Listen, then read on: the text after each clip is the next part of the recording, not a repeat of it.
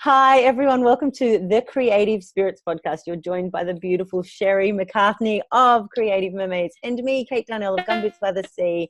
And goodness gracious me, do we have the conversation of the season is about to take place.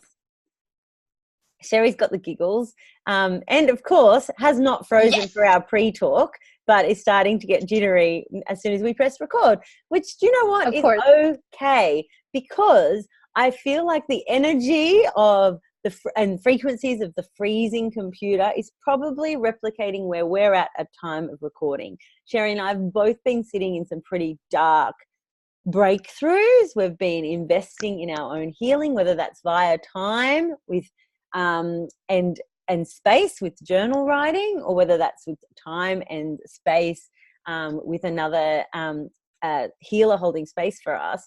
And it's been pretty deep and pretty dark. And it's very easy for Sherrie and I to rush over things and come out with the truth bombs, but still like cover them up with our glowing glittery faces. And we will, I'm sure, without a doubt, do that today. Ta-da! Kai's already made me a crown. Thank you, Kai. It's the beautiful Kai. We're both She here. said thank you, baby. Just can't hear it, okay? We're both here. We've both got our kids under our feet today. Real life, mothering, working. And we're pausing so I can thank Kai for my crown. Thank you so much, Kai. I love it. Thank you. Can you colour it in for me now, pretty please? Yeah, okay. Okay, thank you. And then, okay, yeah, I think Kai's going to be joining us throughout, and maybe it is that. I think so. It's perspective, isn't it? We can look at that in many ways. Like we could be like, oh, patience, how annoying. But that little boy is the reason we're doing all this. My children under my feet, they're the reason that we're working to heal and change the world for the better. So he can interrupt as much as he needs to. To talk about the cards you just pulled so we can keep going, because exactly, this is like the lessons we need to like go through, because they expect, when I have the expectation that I'm going to have an hour to myself and I'm going to get this podcast done, I'm not going to be interrupted, the internet's not going to seize, my children are going to come talk to me. And then it happens, I get so frustrated and so angry, and I go to a really wounded, dark place of I can't even have an hour, and their father is out there, and why isn't he helping, and da-da-da-da-da. And it's a spiral of anger and guilt and everything, and I get mad at them, and I yell at them, like, go away! And then it's exactly like you just said, okay, it's like, but wait, the whole point why I do this is for them. Of course, for me too, but for them as well. So they see a mommy who's happy, who's doing something, who's changing the world, who's making the planet a better place for them. And then I'm yelling at them for it because they're being kids. So I think this is why we should talk about the three cards you pulled, because they were the three cards. Amazing. And always. Exactly. Always. Yeah. They were exactly. So, yeah, let's talk cards. P.S. Adulting's hard and emotions are real. Like that, full stop. Like, and we're allowed to feel it all. Exactly. In fact, we're better adults if we do take a moment to breathe in and just feel where we're at and go, actually, that's really frustrating me. Instead of going, it's fine. It's not fine. Exactly. It doesn't have to be fine. So let's talk the cards, because now the blue crown has come back. And so we've got a little timeline today. Okay, we're getting the headphone out so I can thank Kai. For 1 second. All right. Thank you, Kai. Thank you so much. It's perfect. They're like Sim dish, but you need to go in this. All right, she'll do that, sweetheart. She knows to glue it when she gets it to her wrist, okay? I will glue it. You post it to Australia. Get Daddy to help you write on the envelope. Okay. There we go. Perfect, baby. He's showing you how to do it. So let's talk about those cards. Let's talk about those cards. The first card was spiritual suffering. Dun, dun, dun, dun. And for the purpose of the podcast, if you're not watching on YouTube, it is from the Inner Hue Connected and Free Alchemist Oracle, and it's a black, very dark card with a jar, and it has like these fluoro-y speckles of green rocks in a black jar with a lid on it, and it's on a black table, black background, and it says spiritual suffering. And the energy I'm channeling from this card right now is we need to take the lid off our suffering, that it's not safe to suffer in silence. It's not safe to suffer because I wouldn't want to bring the energy down for other people. It's not safe to ignore the support of spirit and the support of the universe. Paper and t-shirt, and then we fold it. Okay, keep going, baby. Then we cut it.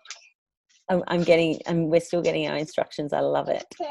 And if you can look at Sherrie right now, she's keeping the lid on. She's keeping the lid on. Yeah, I'm totally keeping the lid on. 30 seconds away from going, come on, get the child out of my workspace. Yes. Patrick, where are you? And then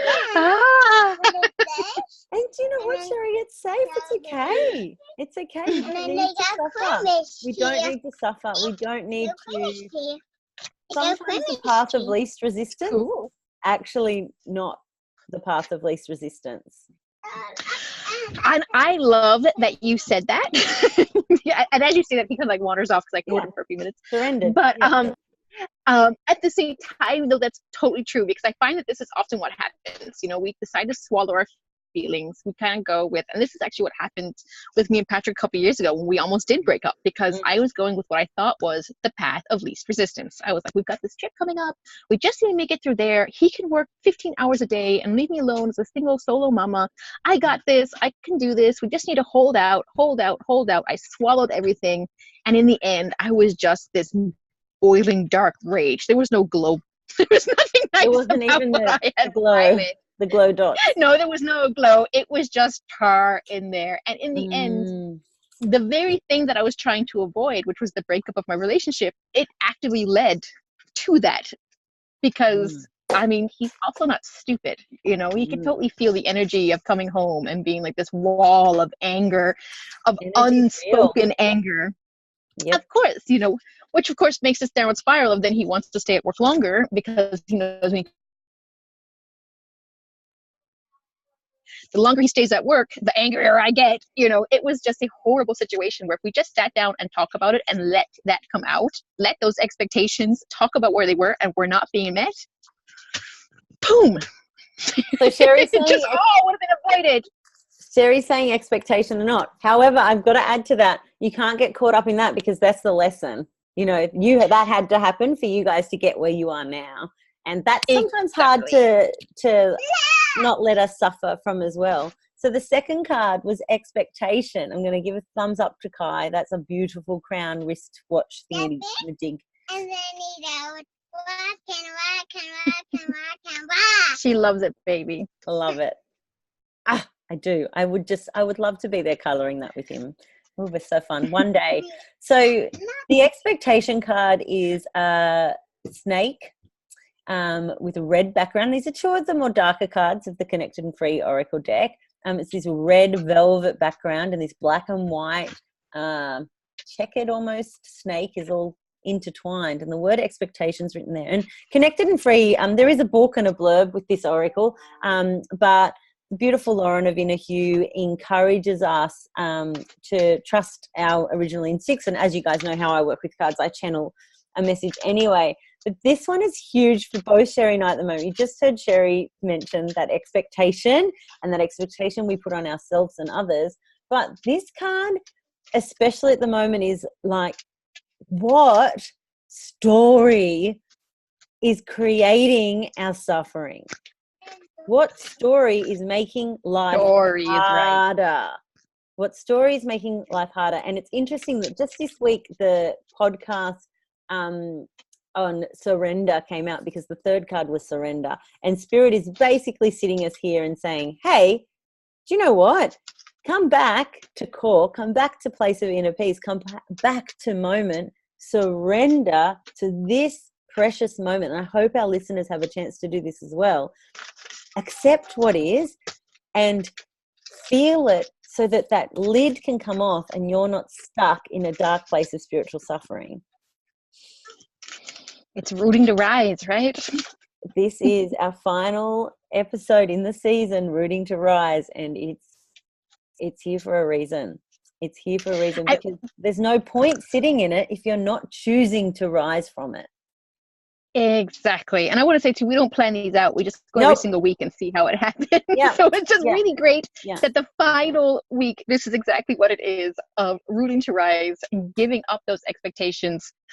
Recognizing also where the spiritual suffering is coming from, those expectations. I mean, I think not even just for relationships, but also in your business or your career or whatever you are stuck at the moment, whatever is causing that muck, or you know, maybe you want a new house and it's not happening, or the house you have is starting to fall apart, or whatever it is. You have expectations that say this should be different, and this is not what I want, and this is not working out the way it's supposed to work out.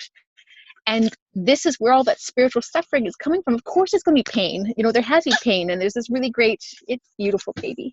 There's this really great quote, which I can't remember now the whole quote, but basically it's like, pain is inevitable, suffering is optional. That's it. And so we're not saying that it is, isn't it? Exactly. Yep. I'm like, because I was trying to figure it out beforehand. I'm like, yes, no, this is it. And it was just like, oh, that's so true. It's going to hurt. Of course it's going to hurt.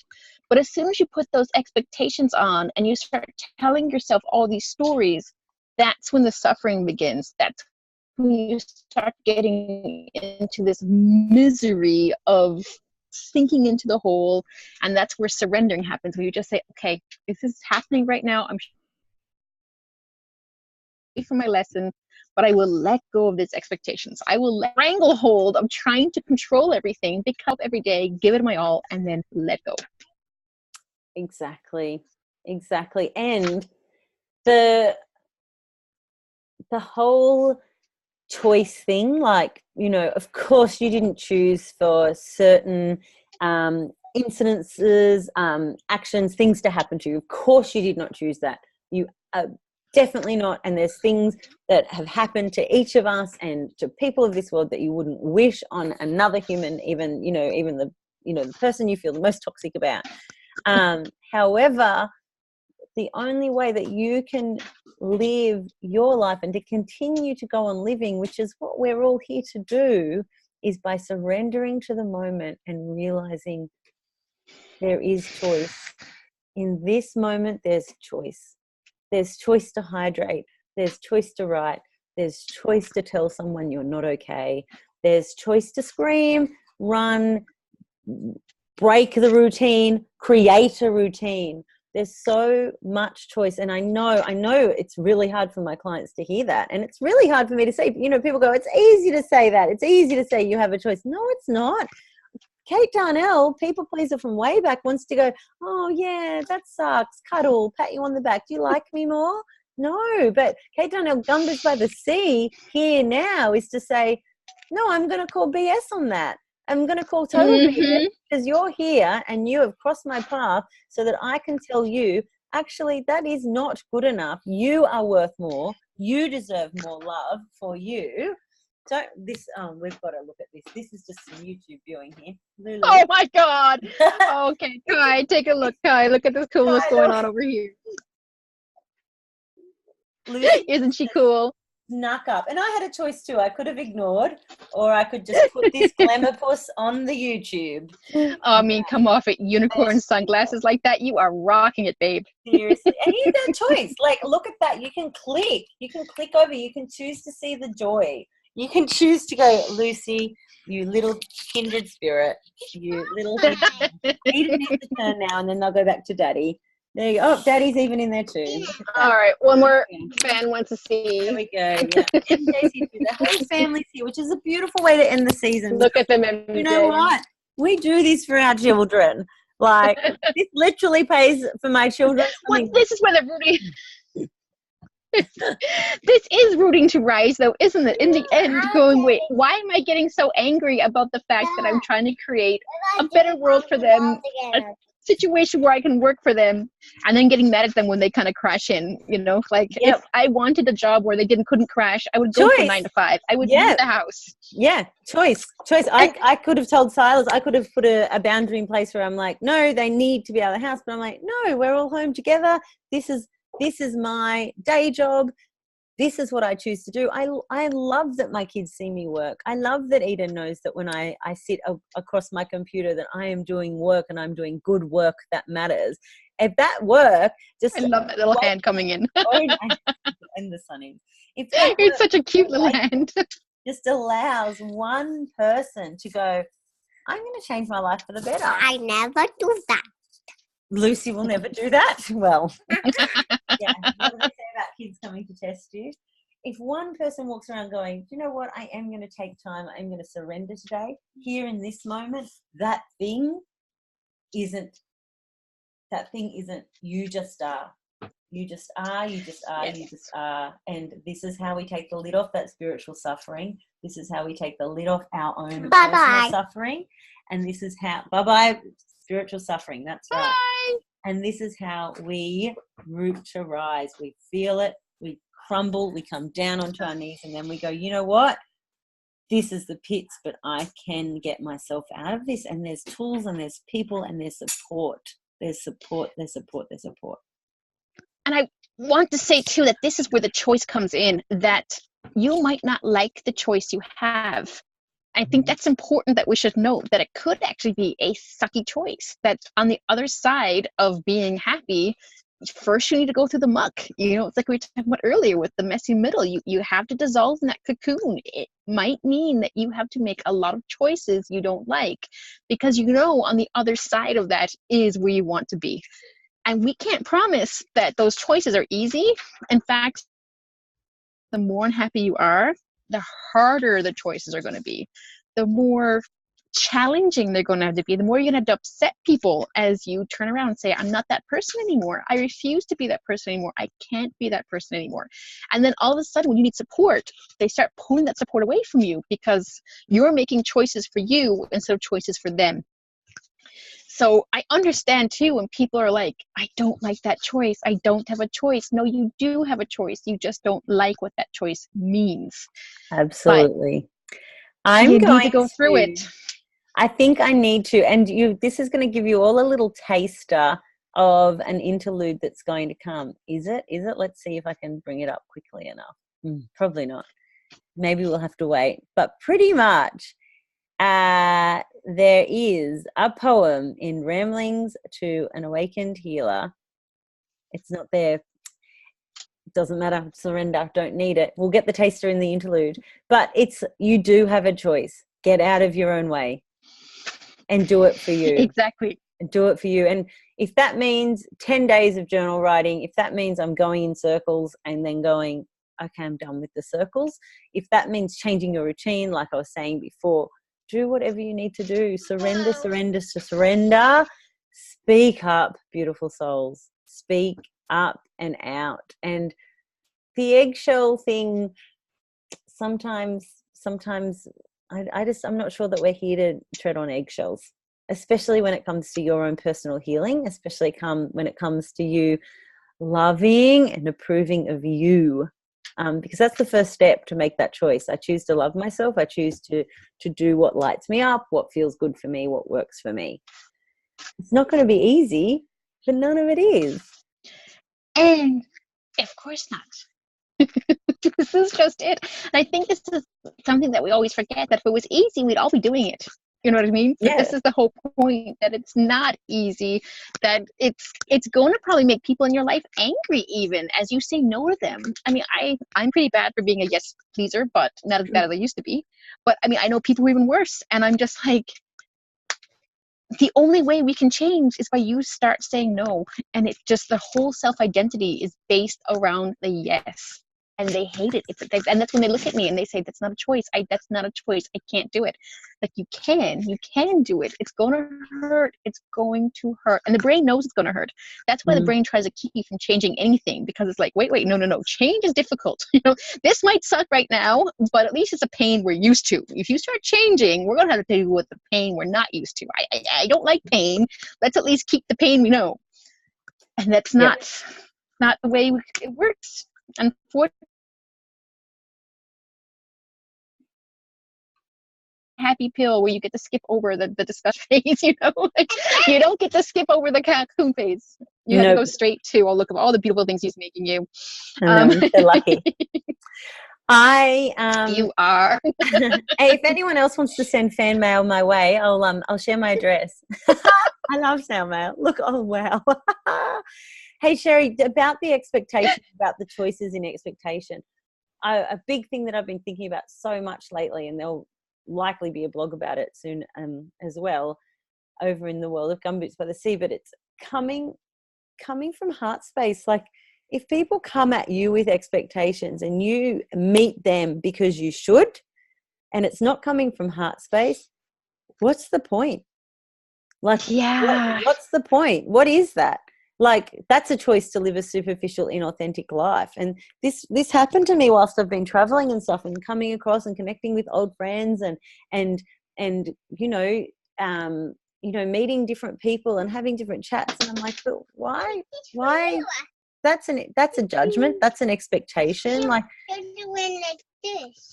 why, when we're just feeling into heart space and we're just coming from heart space, is, to me, that's where the true essence of magic, connection, love, healing lies.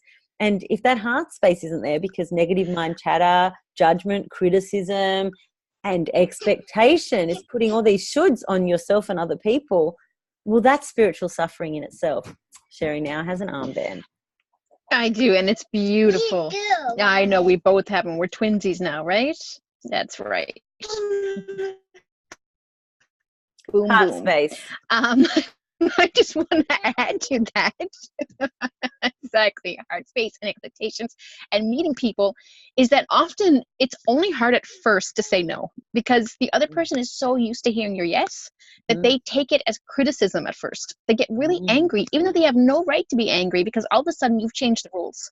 And yes, they're angry. Yes, they're upset, but you need to, and I can still remember this, it was one of my first experiences with Reiki. And Jen, the Reiki master, who was the person who was doing it for me, she was like, you've got to start shooting other people's monkeys. And I was like, whoa, that's pretty violent for a Reiki master, isn't it? And she was just like, no, but seriously, people will send you monkeys like crazy, and you're feeding them. You're taking everybody's monkeys and putting them on your back and just giving them bananas and nuts and everything else. And then you're wondering why you're feeling so crushed and oppressed, and you don't want to even talk to people because you're like, no, I'm going to take your monkey. He's like, no, you need to start shooting those monkeys as they're coming running. When you do that, they're gone. It's like, no, that's your monkey. They won't send you their monkeys anymore. You can talk to them. You can sit down and be like, yes, I'm here to hold space for you, but I am not here to monkey for you. You can't, we're about to cross over from me holding space to me taking your monkey. Not doing it. Push it back, or I kill it.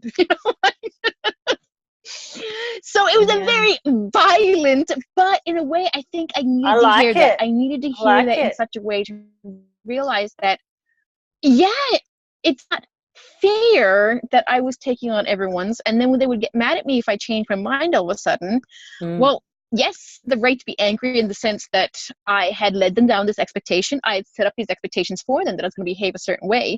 But in the end, it also wasn't fair of them to expect me to have these. And so at first, it's very uncomfortable. At first, no one likes to have these conversations.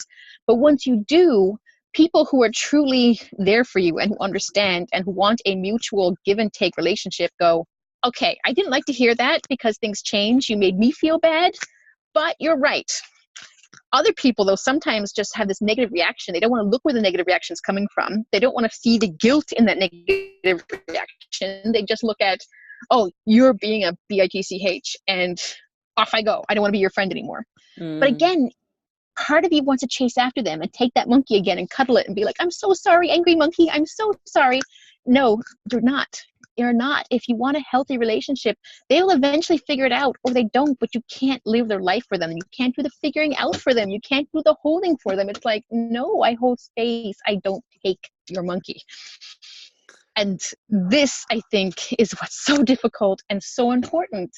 And that's where the heart space comes from. If you're not meeting this from heart space, if you're meeting this from a feeling of this is what I do, or this is what I should do, or I don't want them to be angry at me, or what I love what you said earlier, do you like me more now?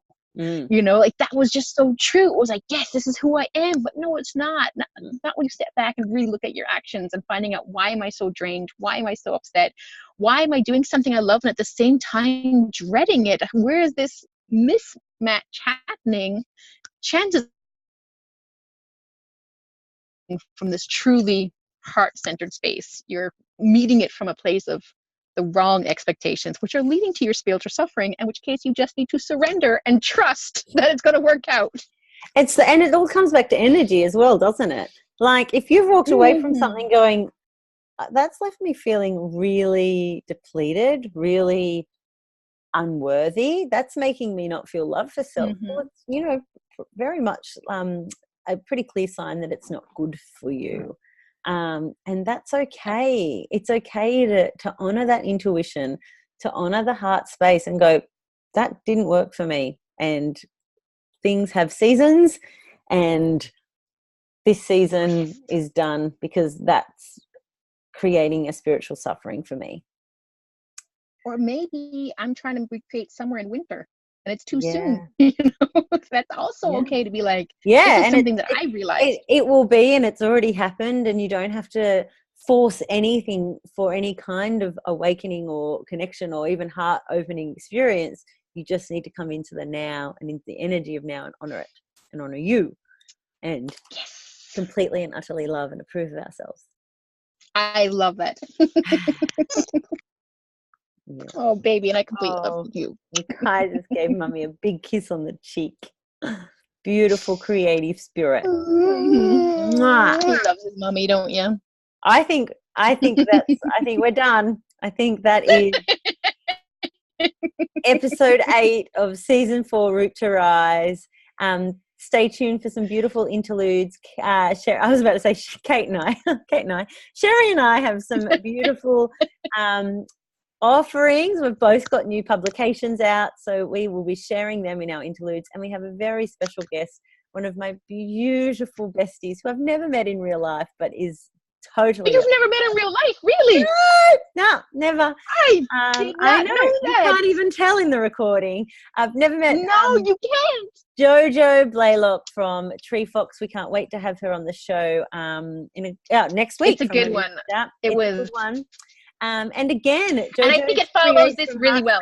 It does. It really, really does. Working and honoring heart space. And I'm sure there'll probably be a whole podcast on that as we move into the energy of completely and utterly loving ourselves, forgiving, speaking up, grounding, being. Beautiful souls. Sherrie, thank you as always. It's a total gift. And this is all the medicine I needed to carry on. So thank you. I love you, and I love your beautiful family. And I look forward to seeing you next week and talking all things you're offering. So until then, guys, it really helps our podcast if you comment, like, share, reach out to us, let us know what you like. So if you are listening to this on iTunes, give us a comment, give us a heart if you see any of our Creative Spirits posts. Every little thing counts in spreading the word of the Creative Spirits and owning your true power, which is you in this exact moment. So thank you. I love it. And speak to you all really, really soon. Bye-bye. Bye.